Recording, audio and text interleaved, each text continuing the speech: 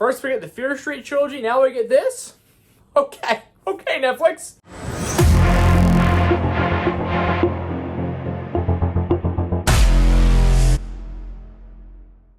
Hey, what is going on, guys? My name is Trevor. Welcome back to my channel. Today we're talking about the brand new movie over on Netflix. There's someone inside your house. I had the privilege of watching this a couple of days earlier. Thank you to Netflix for providing me the screener. Join me down below in the comment section. From what I understand, this is based off a book. Have you read the book? Are you familiar with the source material? And what did you think of the movie? Let me know all that down below in the comment section.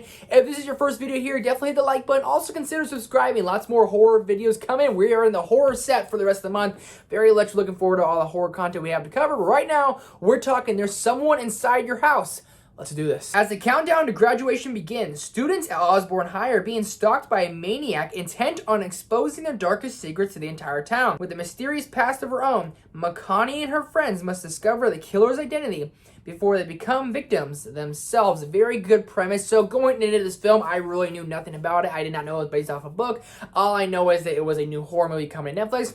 I didn't even know it was a slasher movie. Really went in blind, and when you go into these slasher movies, you're expecting lots of brutal kills, and that's where we're going to start with. The kills in this movie are not only creative, but they are extremely brutal, and from the first kill in the opening scene of the movie, they do a great job of hooking you and setting a vibe for what kind of movie you think you're going to be set up for. The kills in this movie are very creative in a way, too. I would say we haven't seen these kind of brutal kills in a slasher movie in a long time, or if ever. Certain things they do, as they got really creative with it. As a slasher fan, I enjoyed those things. Going over to our cast, Sydney Park plays the lead character of Makani, a very likable character with a very dark secret, which we find out later in the film. And all these characters have secrets, and the killer is going after all these people with these secrets, exposing their secrets to the small town in Nebraska that they're in, and then ultimately taking them to their demise. So Makani's our lead gal. As you're watching it, you know her secret's kind of bad because it still haunts her to this day. We get flashbacks thrown throughout the film, kind of things are set up for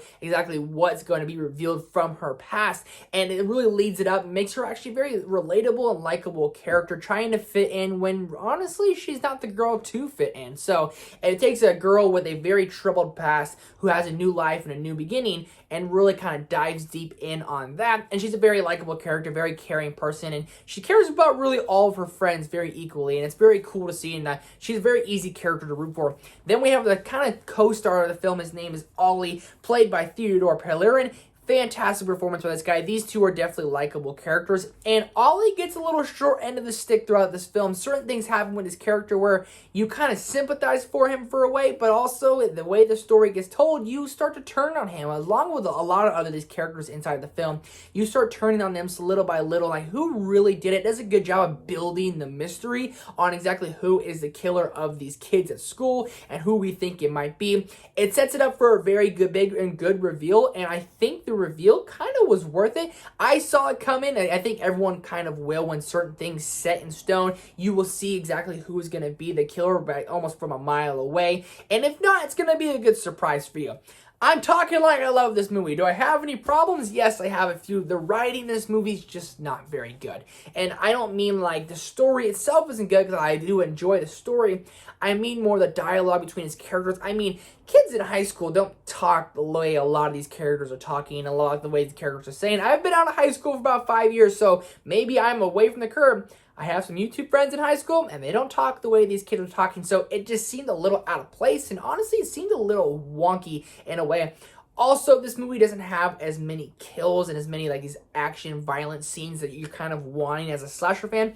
It has about 4 throughout the film and an hour and a half runtime, so you get one every about 30 minutes, 20 minutes, so it's not over the top of kills, but it seems at times you kind of want a little bit more. Also, I feel like they try to make these characters a lot more likable than they are. There's certain characters in this movie that you just can't really get behind, and you think that they're going to be next on the list, and whether they are, whether they aren't, it never really pays off for their actions in a way they talk to other people. It makes you really kind of turn away from them, almost block them out. That they are kind of unlikable characters, and they try to have a redemption for them at the very end and be happy for them, but you kind of can't because they're kind of bullies in a way with the things they're doing. These all might be nitpicks in the scheme of things. These are just things that I noticed. I didn't really love it by the end of the film. When the movie ended, I wanted to love it. I really did. I was thinking this would be another Fear Street trilogy, which is one of my favorite trilogies of all time now. So I was thinking I was going to be on the likes of that.